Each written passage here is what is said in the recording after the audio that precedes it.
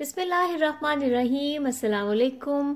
आज मैं आप लोगों के लिए रेसिपी लेके आई हूँ कीमा नान की। तो जल्दी से इसको बनाना शुरू करते हैं। मैंने लिया है यीस्ट और मैं इसको गूंद रही हूँ दूध के साथ। आप दूध की जगह पानी भी इस्तेमाल कर सकते हैं या हाफ पानी और हाफ दूध भी ले सकते हैं। अब इसमें डाली है मैंने चीनी। चीनी जो है वो यीस्ट को या खमीर को एक्टिवेट करने में मदद देती है, इसलिए हम चीनी को हमेशा खमीर के साथ ऐड करते हैं।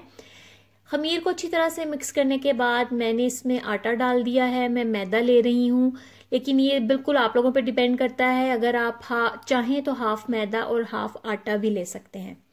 इसकी हमने अच्छी सी डो गूंद लेनी है और इसकी डो को बहुत ज़्यादा मलमल के गूंदने की ज़रूरत नहीं है। हम इसको एक दफ़ा हल्के हाथों से गूंदेंगे और उसके बाद इसको हम रेस्ट के लिए रख देंगे।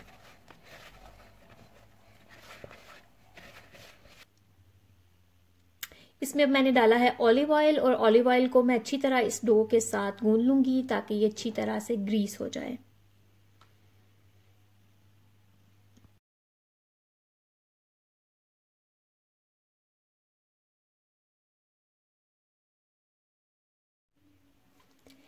अब डो को हमने ऑयल में अच्छी तरह से दोबारा से गूंदने के बाद 2 घंटे के लिए रख देना है। अगर जिस इलाके में आप हैं वहां पे मौसम गर्म है तो ये तकरीबन 1 घंटे से 1.5 घंटे के दरमियान लेगी और जो डो है हमारी फूल जाएगी।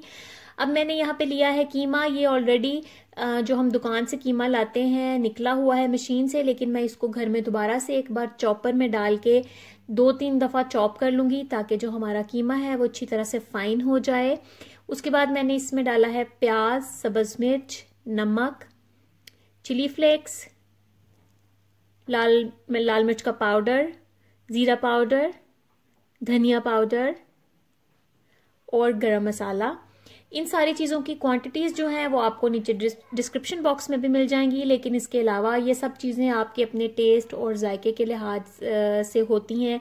जितनी ज़्यादा मसाले वाली खाना चाहें आप उतने ही ज़्यादा इसमें मसाले इस्तेमाल कर सकते हैं। अब हम इसको मैरिनेट करने के लिए 15 मिनट तक रेस्ट देंगे और इतनी देर में हम जो अपने नान हैं उसके पेड़े बना के और उसकी रोटी बेल लेते हैं।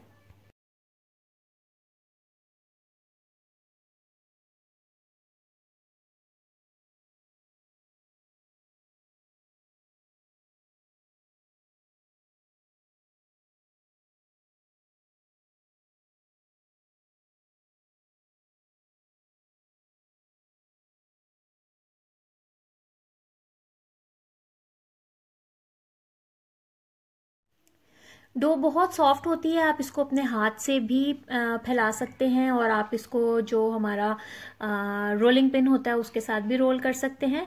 अब हम इसमें रखेंगे अपनी फिलिंग जो हमने तैयार की थी और नान को हाथों से फैला लेंगे।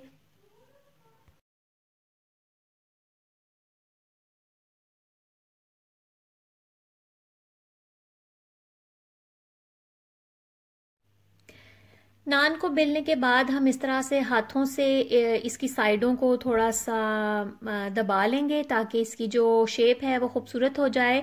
और किसी भी चम्मच, लकड़ी के चम्मच के बैक साइड से हमने इसके ऊपर इस तरह से निशान लगा लेने हैं।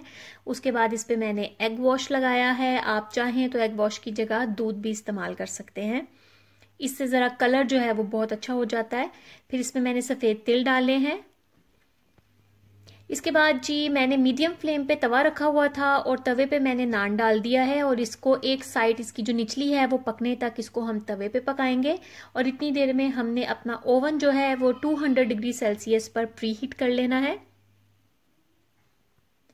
और फिर हमने इसको अपने ओवन में रख के बेक करना है।